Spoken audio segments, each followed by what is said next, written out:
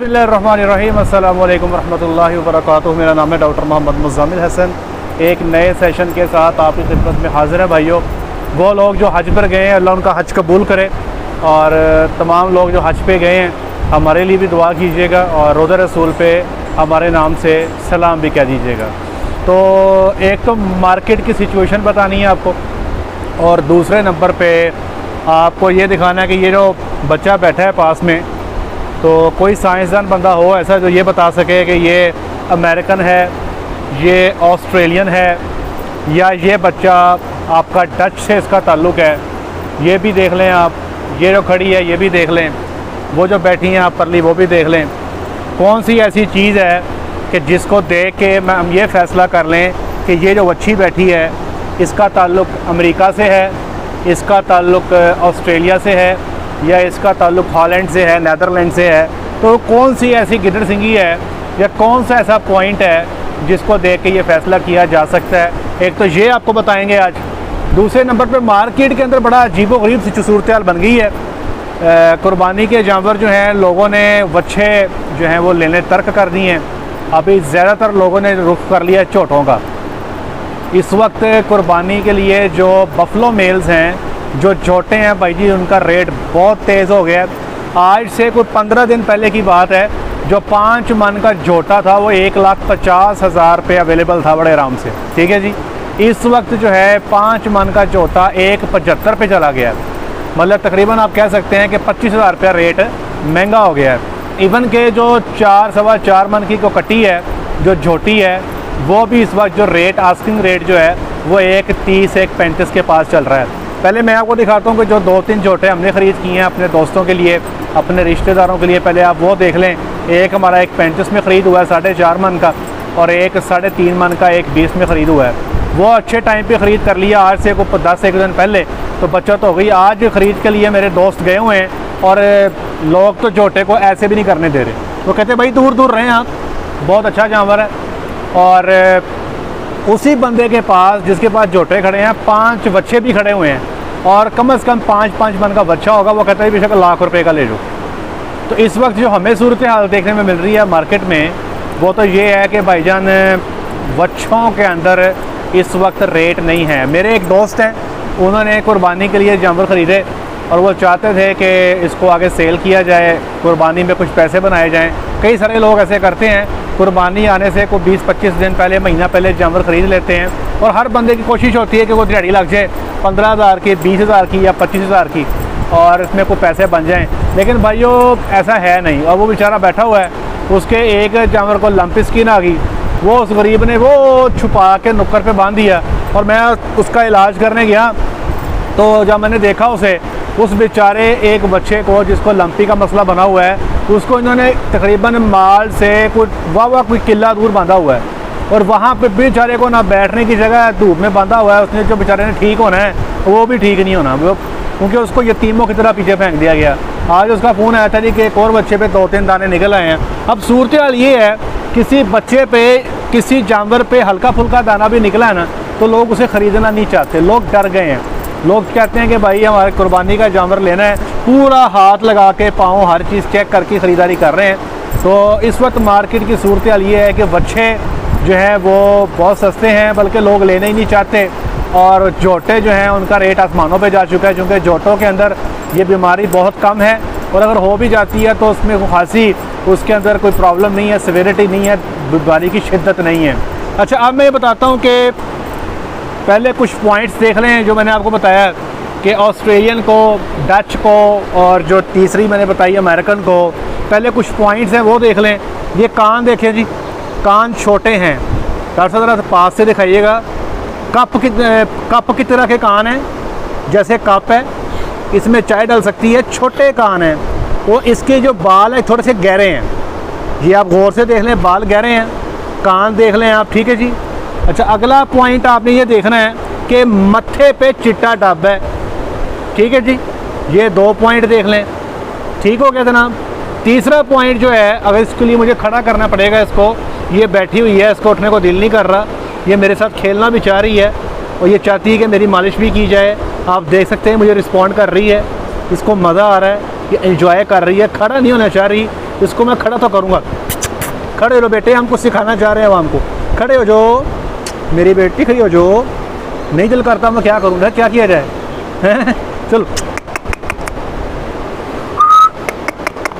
अब अगला पॉइंट ये दिखाना है कि पिछली टांगे गोडे तक सफ़ेद।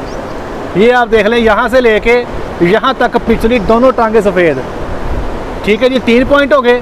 कान छोटे, कानों के बाल गहरे, और ये टांगे पीछे गोडे तक सफ़ेद, सर पे चिट्टा डब। ठीक है जी, ऊपर से ये बिल्कुल सीधी, ये जो इसकी रीढ़ की हड्डी है ये बिल्कुल सीधी स्ट्रेट। ये देखें, ऊपर से बिल्कुल सीधी। ज़रा गौर करें। अच्छा इधर गौर कर लें, इधर आ जाए, जैसा एक और बैठी है, इसको उठा के देख लेते हैं। ये ज़रा खड़ी होगी, इसके पीछे चिट्टा डब है, कान छोटे हैं, कानों पे बाल गहरे हैं, गोडे तक इसके पाँव सफ़ेद हैं। अच्छा बेटे खड़ी हो जा। ये ऊपर से देखें बिल्कुल स्ट्रेट होगी, बिल्कुल सीधी। ठीक है जी, अब ये रंगड़ाई शंगड़ाई ले ले। अच्छा इसको डायरिया भाई, इसकी पिछली जो टेल है, जो दुम है वो छोटी होगी, गोडे से ऊपर दुम है। अच्छा बाज़ औक़ात आप देखेंगे कि बाल लंबे हो जाते हैं, जिसकी वजह से आपको लगता है कि दुम लंबी है। अब देखें ना, बिल्कुल सीधी है, ऊपर से ना बिल्कुल स्ट्रेट है, कोहान कोई नहीं है, झालड़ कोई नहीं है, और नीचे देखें धुन्नी भी कोई नहीं है। ये कई सारे पॉइंट बता दिए हैं। कान छोटे, कानों के अंदर बाल गहरे, सर पे चिट्टा डब, पिछली टांगें आधी सफ़ेद, ऊपर से सीधी, झालड़ कोई नहीं, नीचे धुन्नी कोई नहीं, दुम छोटी, अमूमी तौर पे गोडे से ऊपर ख़त्म हो जाती है। ये पॉइंट आपने नोट कर लिए हैं जी। अच्छा ये इसने जो डायरिया किया ना, ये वंडा ज़रा खा रही है। इसको खुराक क्योंकि थोड़ी बड़ी हो चुकी है, इसका दूध थोड़ा कम किया होगा डॉक्टर साहब ने, इसीलिए ये अन्नी प्रोग्राम पे आजकल, तो बाज़ का बच्चा जो है वो डायरिया में चले जाता है। अच्छा जी, इसी तरह ये देख लें, सिर्फ रंग का फ़र्क है, बाकी सारी चीज़ें ठीक हैं।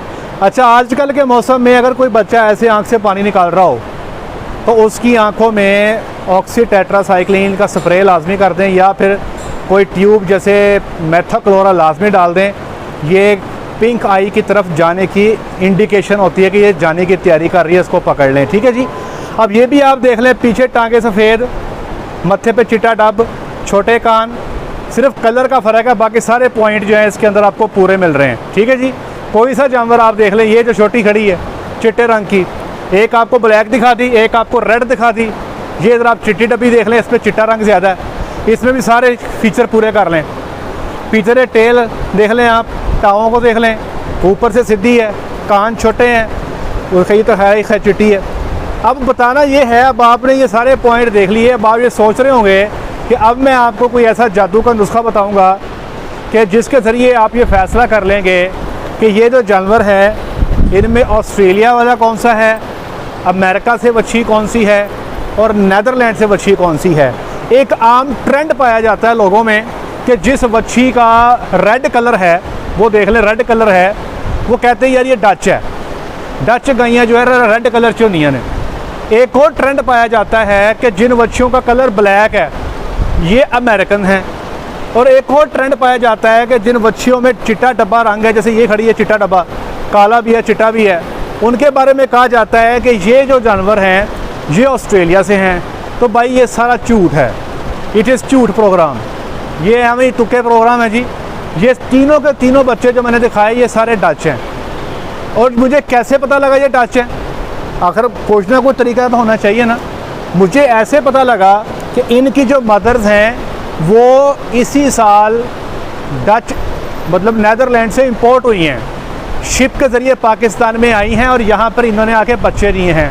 इसलिए मुझे पता है कि ये जो बच्चे हैं, ये जो फ्रीजियन है ये डच है। ये जो मैंने आपको पॉइंट बताया ना जी, छोटे कान, चिट्टा डब, पीछे से टांग जो है वो आपकी सफ़ेद, छोटी दुम, स्विच ऑफ टेल जो है वाइट, ये सारी चीज़ें जो हैं ये होल्स्टीन फ्रीजियन की निशानी है। अब ये किस जगह से है, उसके लिए, उसको पता करने के लिए या तो आपको फार्मर बता सकता है कि भाई इसकी जो माँ है वो कहाँ से थी, या वो डॉक्टर बता सकता है कि जब आपने गाय को सीमन रखा तो वो किस ओरिजिन का सीमन था। ये देख के बताना कि यार ये अमेरिकन है, ये डच है, ये ऑस्ट्रेलियन है, ये पॉसिबल नहीं है। मुमकिन नहीं है, बिल्कुल भी मुमकिन नहीं है। अगर कोई बंदा मुझे ये कहता है ना कि डॉक्टर साहब चले जाएं वहाँ पर जाके हमें को डच गैया निकाल दे, तो मैं कहता हूँ भाई ये पॉसिबल नहीं है। आपको ट्रस्ट करना पड़ेगा फार्मर पे। अगर कोई फार्मर कहता है कि मेरे पास डच एनिमल हैं, बाहर से मैंने इंपोर्ट किए और उनको मैंने डच टीके रखवाए, ठीक है जी, डच हैं, आपको ट्रस्ट करना होगा। अगर मेरे पास ऑस्ट्रेलियन गाय मौजूद है और मैंने उनको ऑस्ट्रेलियन टीके रखवा दिए हैं, तो मैं कह सकता हूँ कि वो ऑस्ट्रेलियन है। तो ये जो है ना, इस चीज़ को ख़त्म करें कि डच है, फलानी है, टींगी है। बस जब भी एनिमल सिलेक्शन करें, आप सिर्फ पॉइंट्स को देखें कि अच्छे एनिमल के पॉइंट्स क्या हैं, ठीक है जी। अब आप पूछेंगे डॉक्टर साहब आपने अच्छे एनिमल के पॉइंट्स नहीं बताए, तो अच्छे एनिमल का एक ही पॉइंट है, वो क्या है? मेरे फार्म पे अच्छा दूध करने वाले जानवर से मिलते जुलते जानवर कौन से हैं?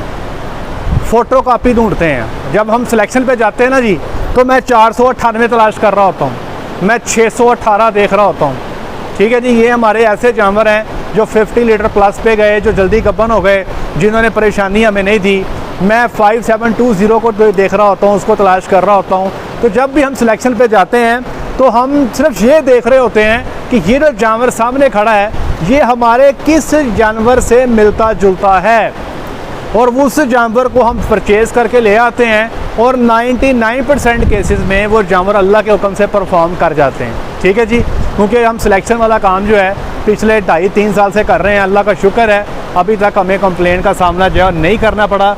अगर कोई बंदा ये कहे कि लता बिंगियाँ चिबियाँ देख लो या तो यह देख लो, तो ये देख लो, तो वो देख लो, याद रखिएगा आपके फार्म का अच्छा जानवर जो दूध अच्छा देता है, सिर्फ दूध अकेला क्राइटेरिया नहीं है, आपने दूध भी देखना है, आपने ये भी देखना है कि जल्दी गबन हुआ कि नहीं हुआ, ये भी देखना है कि इसने मेस्टाइटिस कितना किया, ये भी देखना है कि इसको लंग आया कि नहीं आया, ज़्यादा लेमनेस का शिकार तो नहीं हुआ, आपने ये भी देखना स्ट्रॉन्ग है या नहीं है।